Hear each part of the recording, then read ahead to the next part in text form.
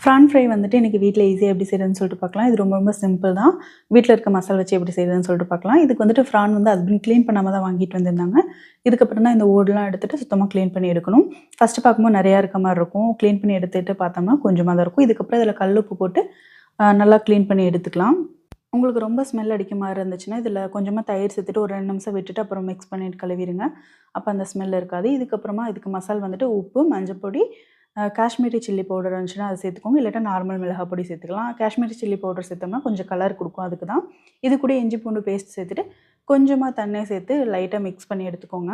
இத இந்த அளவுக்கு வந்துட்டு பேஸ்ட் மாரி மிக்ஸ் பண்ணிட்டு, இதிலேயே ஃப்ரான் சேர்த்து நல்லா மிக்ஸ் பண்ணி விட்டுருங்க. இத ஒரு 10 மினிட்ஸ் வந்துட்டு ஊற விட்டுருங்க. அப்பதான் உப்பு, காரம்லாம் உள்ள புடிச்சுக்கும். அதுக்கப்புறமா எடுத்து ஆயில்ல நல்லா ஃப்ரை பண்ணி எடுத்தோம்னா, நம்ம ஃப்ரான் ஃப்ரை ரெடி. அதே மாரி ஃப்ரான வந்துட்டு ரொம்ப நேரம் வேக விட்டுட்டீங்கனாலும் ரப்பர் மாரி இருக்கும். இது மாரி ட்ரை பண்ணி பார்த்துட்டு எப்படி இருந்துச்சுன்னு சொல்லுங்க. பாய்.